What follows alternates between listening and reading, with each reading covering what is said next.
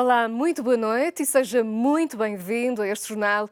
É um dos temas centrais, o dia da última homenagem a Jacques Chirac, em dia de luto nacional decretado pelo governo francês. Depois da homenagem popular, a cerimónia fúnebre, antigo presidente de França foi a enterrar no cemitério de Montparnasse, em Paris. Austríacos renovam confiança no Partido Conservador. Sebastian Kurz vence eleições e pode escolher com quem quer governar. Caso Dieselgate, a Volkswagen enfrenta a justiça alemã e um processo coletivo por fraude nos poluentes. A crise na Grécia dava um filme e deu. Um dos mais conhecidos realizadores gregos transportou a austeridade para o cinema e recebe críticas negativas. Para ver mais à frente neste jornal. Família, políticos e cidadãos anónimos despediram-se de Jacques Chirac. A última homenagem oficial ao ex-presidente francês foi celebrada em Paris, com honras de Estado. Foi o último adeus a Jacques Chirac.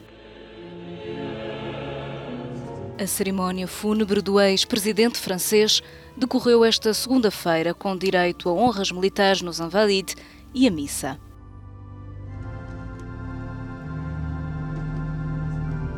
Na igreja de Saint-Sulpice, cerca de uma centena de chefes de Estado e representantes prestaram homenagem ao homem que marcou a política francesa e internacional durante a segunda metade do século XX.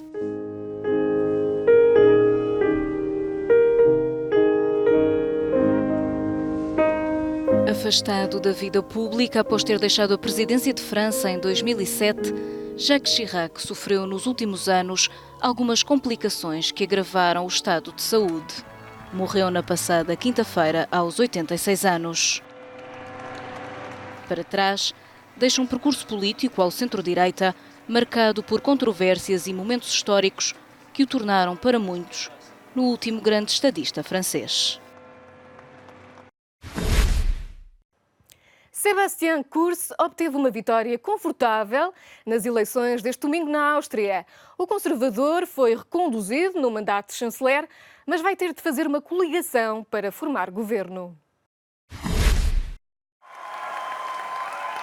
Os austríacos renovaram os votos com a OVP de Sebastian Kurz, 37% dos votos, mais 5,5 pontos percentuais do que nas eleições de há 2 anos. O antigo chanceler austríaco vai agora poder escolher com quem quer governar. É um excelente resultado para a OVP, disse Sebastian Kurz. Vamos perceber se os verdes realmente querem implementar uma política ecológica ou se seguem as políticas comunistas e vão trabalhar contra Kurz.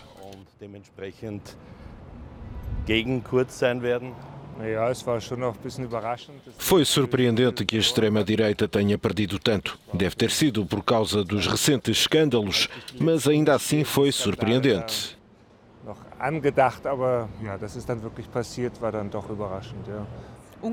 Inacreditável, não acreditei que os verdes tivessem tão bom resultado. Mas ficou claro que a extrema-direita perderia. Acredito que toda a discussão climática tenha ajudado os verdes. Agora, para governar, os conservadores têm 3 possibilidades. Outra coligação com a extrema-direita, um acordo a 3 com verdes e liberais ou a reedição do Bloco Central com os social-democratas.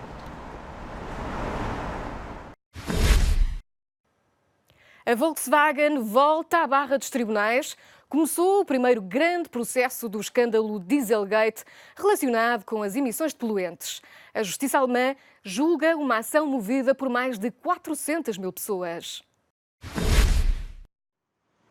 No maior processo judicial coletivo da Alemanha, mais de 450 mil proprietários de automóveis moveram uma ação contra a Volkswagen na sequência da fraude das emissões de gases poluentes em veículos a diesel do construtor alemão. Os proprietários argumentam que os carros desvalorizaram e, por isso, devem ser indemnizados. Acho bem que este processo esteja a acontecer. Acredito que a sociedade não pode deixar as construtoras de automóveis safarem-se destas coisas. A Volkswagen considera que não há danos e, portanto, nenhum fundamento para a ação coletiva. Ainda hoje os veículos são usados centenas de milhares de vezes. É por isso que achamos que não há danos nem razão para a ação. O caso Dieselgate já custou à Volkswagen mais de 27 mil milhões de euros em reparações de veículos e multas. Em 2015, quando rebentou o escândalo, havia 2 milhões e 400 mil carros com o dispositivo nas estradas alemãs. A questão principal é determinar se a Volkswagen provocou prejuízos aos compradores dos automóveis, Volkswagen, Audi, Seat e Skoda, e como devem ser calculados os prejuízos. As autoridades gregas não se entendem quanto ao balanço de vítimas do incêndio que aconteceu este domingo no campo de refugiados de Moria. Os autarcas falam de 2 mortos, uma mulher e uma criança. O Ministério da Saúde grego fala em apenas uma vítima mortal. A calma do lado de fora do campo de Moria, esta segunda-feira de manhã, contrastava com o caos da tarde de domingo. O serviço de alimentação foi retomado e a secção do campo que foi incendiada foi isolada. Mas ainda há muitas perguntas sem resposta. A primeira delas, o número de vítimas. Quase todas as fontes apontam para 2 pessoas mortas, uma mulher e um bebê, carbonizados. Aliás, as autoridades locais, em entrevista a uma televisão grega, confirmavam este balanço trágico. Mas o Ministério da Saúde não confirma a morte da criança. Foi localizado um cadáver carbonizado e isso motivou a revolta dos migrantes que atacaram violentamente bombeiros e polícias com pedras e outros objetos. Τόσο των πυροσβεστικών δυνάμεων όσο και των αστυνομικών με πέτρες και με λοιπά αντικείμενα. As autoridades gregas dizem que, por mais tranquila que pareça, Moria é um barril de pólvora, pronto a explodir com a mais pequena faísca. 4 grupos de operações especiais vieram de Atenas e estão dentro do campo para garantir a ordem. Mas as pessoas aqui estão estressadas, sempre a perguntar quando vão sair da ilha. Um centro de refugiados capaz de receber 3.500 pessoas, no máximo 4.000, neste momento é o lar de mais de 12.000 pessoas. Recorde-se que este domingo à tarde 2 incêndios deflagraram, um fora e outro dentro do campo de Moria. Os residentes tentaram extingui-lo, a polícia tentou controlar a situação. Os migrantes garantem que esta ação foi violenta e seguiram-se os confrontos. As forças de segurança chegaram mesmo a lançar gás lacrimogéneo. Nem os bombeiros escaparam à fúria dos residentes. Para além das vítimas do incêndio, houve também feridos nos confrontos que foram levados para o hospital da ilha de Lesbos. Os Açores estão na rota do furacão Lorenzo. A partir de quarta-feira são esperadas rajadas de vento na ordem dos 200 km por hora, chuvas fortes e ondas até 20 metros no arquipélago. Antes da tempestade, a bonança, os Açores preparam-se para a chegada do furacão Lorenzo ao arquipélago. O Instituto Português do Mar e da Atmosfera emitiu avisos vermelhos para as ilhas dos grupos Ocidental e Central, ou seja, há risco de uma situação meteorológica de risco extremo. Vou começar a proteger janelas, portas e tudo que tem a volta de casa, para não haver problemas. É o que se deve fazer, não é? A Proteção Civil já emitiu alguns alertas, mas eu sinceramente e pessoalmente, sempre que é anunciado com muita antecedência furacões, eu nunca dou muito crédito, porque a circulação das massas de ar aqui nos Açores são tão inconstantes que isto normalmente há sempre alguns desvios. Vamos aguardar para mais perto, porque isto às vezes se dissipa-se e não é preciso fazer grande coisa. Vamos aguardar pelas notícias. Este furacão já esteve descrito como de categoria 4, entretanto passou para 2 na escala de Saffir-Simpson, que mede a intensidade dos furacões entre os níveis 1 e 5, sendo 5 o nível mais intenso. As autoridades portuguesas prevêem então para o grupo ocidental vento com rajadas na ordem dos 190 km por hora, chuva por vezes forte e ondas de sul passando para sudoeste com altura significativa entre os 10 e os 15 metros. O furacão Lorenzo deve atingir os Açores esta quarta-feira. A crise grega ainda não faz parte do passado, mas chega esta semana ao cinema. Costas Gavras, um dos mais conhecidos realizadores gregos, pegou na história recente e transportou-a para o grande ecrã. E com isto, instalou a polémica na Grécia.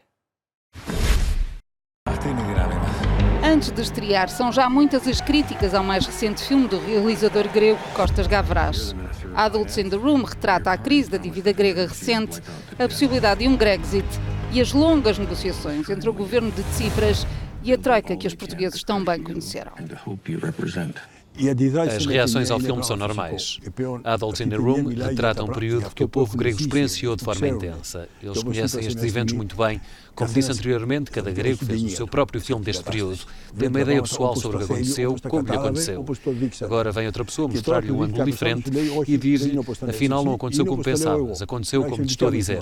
O que lhes digo é, podem acreditar no que quiserem, vejam e decidam. Um recado para as centenas de pessoas que têm espalhado críticas negativas pela internet ainda antes da estreia, de tal forma que o IMDb, um dos mais populares indexadores de filmes e séries, apagou os comentários por serem mais políticos do que cinéfilos. Penso que temos de falar acerca disto tudo e lidar com estes eventos enquanto ainda estão frescos, enquanto são recentes. O tempo contribui para acalmar as emoções e ganhar distância em relação ao que aconteceu. A arte ajuda-nos a ganhar distância de eventos recentes. Para os cinéfilos, estas críticas cheiram a censura. Penso que as pessoas vivem num corrupio constante. Somos informados rapidamente e formamos opinião a favor ou contra de forma apressada.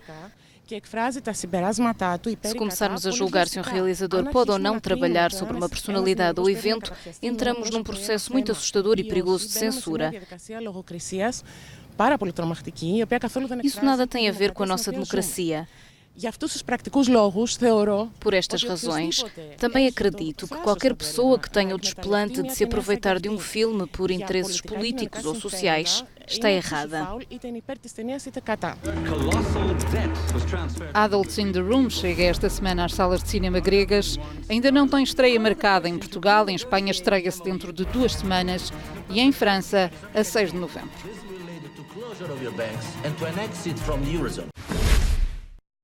A ação humana está a pôr em perigo as populações de preguiças na América. Para travar o número de mortes entre estes mamíferos, um abrigo na Costa Rica reabilita e devolve estes animais à natureza.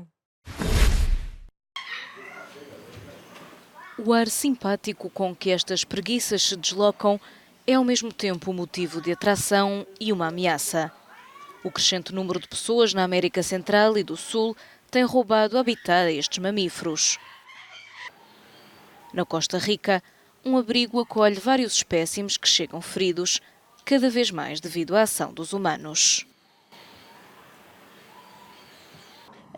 Foi puxada com força pelas pernas por pessoas que queriam separá-la da mãe e levá-la como animal de estimação. Partiram-lhe os músculos da anca. Sofreu muito, de tal forma que não conseguia mover-se. Aos poucos, voluntários vão educando as preguiças a reproduzir pequenos gestos que seriam normais na natureza.